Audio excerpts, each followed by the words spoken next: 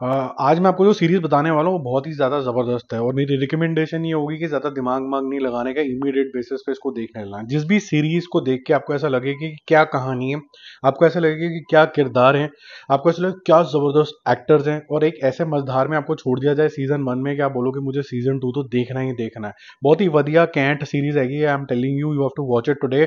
And people who haven't seen Punjabi artist, इसको देखने के बाद ना मैं ਤੁਹਾਨੂੰ ਦੱਸ रहा, ये जितने भी आर्टिस्ट हैं, ये मैं कोशिश कर रहा हूँ पंजाबी बोलने की, मुझे ज़्यादा अच्छे से आती नहीं है लेकिन ट्राई मैं पूरी कर रहा हूँ, समझ पूरी आती है, ठेठ पंजाबी भी समझ में आ जाती है।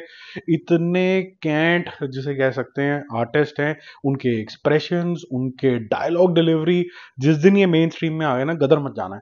बहुत ही ज़बरदस्त सीरीज है, सोनी के ऊपर अवेलेबल है, और जिनके पास एयरटेल एक्सट्रीम का कनेक्शन है उसके साथ आप भी देख सकते हैं। कहानी कुछ अलग से स्पिन ऑफ पे चलती है, जैसे आपने अमर चमकीला की कहानी सुनी होगी। यहाँ पर सेम किरदार तो लिया गया लेकिन उनको अमर चमकीला नहीं बोला गया, यहाँ पर बोला तारा की कहानी। तारा की कहानी भी सेम तरीके से चलती है और उनको भी असैसिनेशन कर दिया जाता है और ये नहीं पता कि किसने किया है। अब वहां पर तो वो कहानी खत्म हो गई थी अमर चमकीला की, बट यहाँ पर ऐसा बताया गया कि शायद उनका एक औलाद भी थी जिसको कनाडा उनके चाचा ले गए थे। अब ये किसी वजह से वापस पंजाब में आ जाता है और इसको तलाश है अपनी खुद की, जो ये संगीतकार इसके अंदर है वो कैसे है, ये खुद भी नहीं समझ पा रहा कि मैं ऐसे इतना अच्छा संगीतकार कैसे हूँ।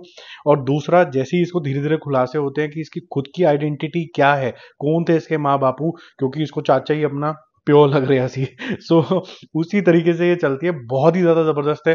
बीच में जो पंजाबी यूज हुई है इतनी सिंप्लीफाइड तरीके से है कि ਤੁਹਾਨੂੰ लगेगा कि हिंदी बोल रहे हैं, तो बहुत ही जबरदस्त तरीके से है। मेरे को बहुत ही स्वाद आया है इसको देख के, और जिस तरीके से स्टोरी को फर्स्ट पार्ट के अंदर एंड किया था बिल्कुल उसी तरीके से सेकेंड पार्ट में भी चलती है। ये अलग तरीके की कहानी है जहां पर आपको एक आइकॉनिक कैरेक्टर के साथ भी मिक्स किया गया है, आपको बहुत सारे गाने भी आएंगे जो कि बहुत स्वाद देंगे, आपको ब्रिलियंट एक्टिंग दिखेगी, एक अलग तरीके का थ्रिल स्टोरी के अंदर आएगा और वो कंटिन्यूड होता है। और इस बारी ज्यादा फोकस तारा सिंह की कहानी में नहीं, बट उनकी लेगेसी, जो तीजा सुर एक लेबल है, वो राइटफुली जो ये मेन कैरेक्टर है यहाँ पर काला का, जो उसका बच्चा दिखाया है तारा का, उसको लगता है कि ये राइटफुल मेरा है। अब ये इसको कैसे मिलेगा, क्योंकि कोई प्रोप्राइटरी राइट तो इसका है नहीं, लिखित के अंदर तो है नहीं, लेकिन इसके पिताश्री ने इसकी स्थापना करी थी। अभी कैसे मिलेगा, क्या कुछ होता है, और ये जो सारी स्कीम चलती है पंजाब के सर्किट के अंदर, कितना कंपटीशन हो चुका है गानों को लेके, बहुत अच्छे तरीके से दिखाया गया। सीजन 1 के अंदर भी जितने भी कलाकार थे उन्होंने टॉप नॉच एक्टिंग करी थी,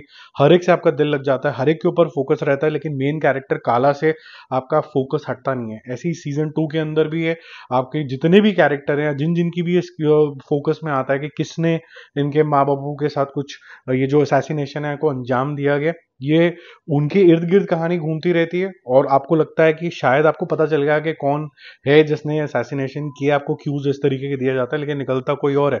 क्या कहानी अभी भी खत्म हो गई है?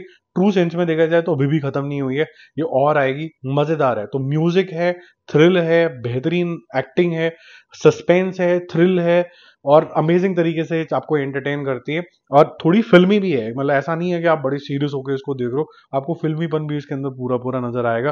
तो मैं हाईली रिकमेंड करूंगा कि चमक का 1 और चमक का सीजन 2 जरूर देखो। आई एम श्योर ये जितने भी मेन जो स्ट्रीम के आर्टिस्ट हैं, आप ये सब भूल जाओगे, आप बोलोगे कि ये आर्टिस्ट जिस दिन बॉम्बे पहुंच गए, और जैसे हम बोलते हैं कि साउथ के एक्टर्स बहुत अच्छे हैं, जिस दिन पंजाबी एक्टर पहुंच गए बॉम्बे तो गदर मत जाना है। वैसे दिलजीत पाजी तो पहुंच चुके हैं और भी लोग काफी पहुंचना शुरू हो चुके हैं, लेकिन ये लोग भी पहुंच गए अगर, जैसे पम्मा का जो यहाँ पर कैरेक्टर है जिसने पम्मा निभाया था वांटेड के अंदर, क्या कैरेक्टर है, मतलब जबरदस्त तरीके की एक्टिंग है, ठहराव है यहाँ पर, अलग ही तरीके का डर लगता है उसको देख के। ठीक है, बाकी सारे किरदार भी बहुत अच्छे हैं, हाईली रिकमेंडेड, और मैं कितनी प्रेज करूं, जाके देख लो।